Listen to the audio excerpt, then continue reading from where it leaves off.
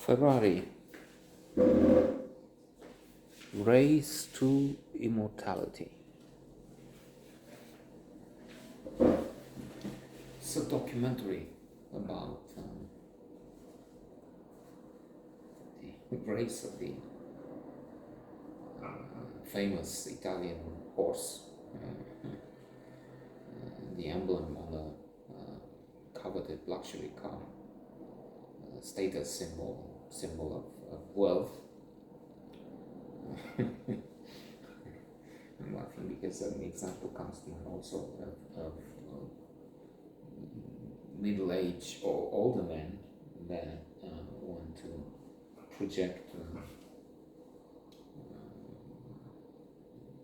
power, and again means money, but then it's associated, I say, in instances with midlife crisis, because what can you do if you're getting near the point where you're useless? You sit down and make stupid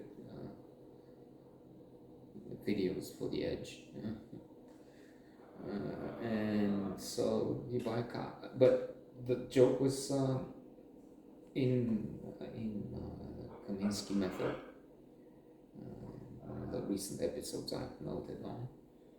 So we have Sandy talking with his daughter. No one, alas, has died, but has left them $10 million, which Sandy wants to give to his daughter, but strings attached if she doesn't tell her would-be husband, because 10 million is very tempting and can bring the worst in people. Don't you trust him? Well, yeah, but 10 million, I won't trust my mother with it. And so she says, how about you? 5 million, why? Don't you want something expensive like a Porsche, Ferrari? I think she mentions another make, Porsche. But these two would go to be. She also says Rolls Royce, but that's a different, of course, luxury car. It's more classic.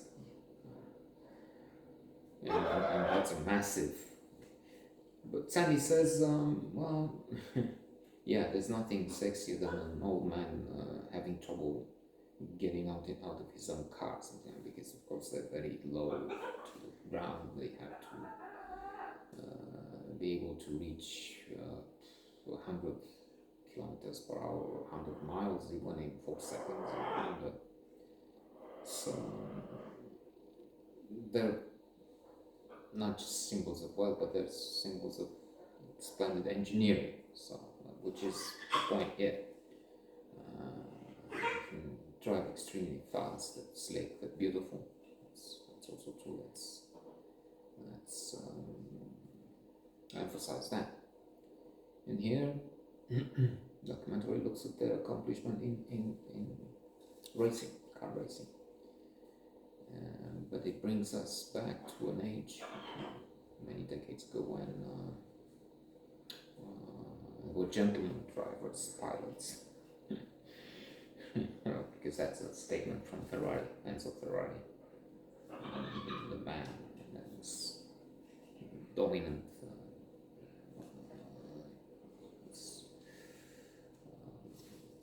leading the effort. He was in charge, and of course his name is what they cherish now, and I think they're doing well today. It used to be Mercedes, as far as I know,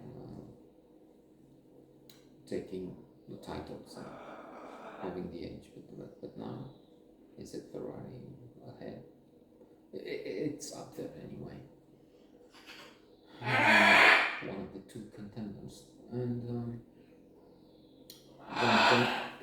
after many deaths, because people were dying, that's one of the tragic aspects. One of the things we learn about that was, but in 1 year, I don't know, 29 pilots. Way too many died because, of course, there were very different conditions. They would be trapped quite often, and then the cars would blow up. And now they're more safety measures. And of course, incidents have declined. They still have accidents, and it's still dangerous. It's a clear thing. There's also the question now. There was an article in The Economist in which they were trying to look at how good pilots have been, trying to make algorithms and calculations to see and factor in the capacity of the cars, the improvement in power, horses, and horsepower. I mean, things like that, and see what they can find. Niki Lauda versus Lewis Hamilton, Michael Schumacher. Who of these would be having an edge if you allow points against machine and human skill? So it would be that, trying to see. And in this documentary, we again have a good look at what's happening in a very different age.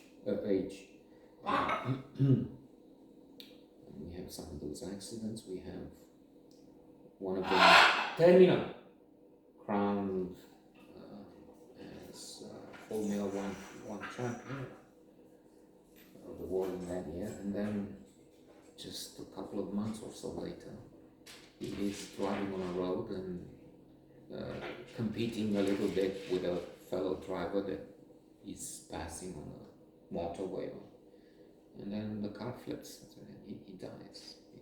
He dies outside the racetrack. It's a tragedy. And we see about their character. We see how quite a number of them were friends, and their relationship with Enzo Ferrari. His statements, Enzo Ferrari is a prominent figure here. Howard Wattencourt, I think he said something like, "We should end this. Too many people dying. We should end this." And there's a question about what will they do with climate change at the center. People worried, well, those who think, I'd say that there will not be a planet anymore. Things go like this. What's the point of burning so much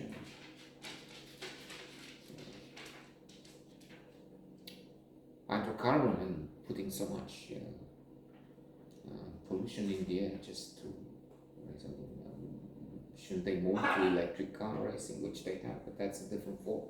It's not Formula One, it's Formula E or something. They race electric cars, but so no. Good, very good documentary anyway.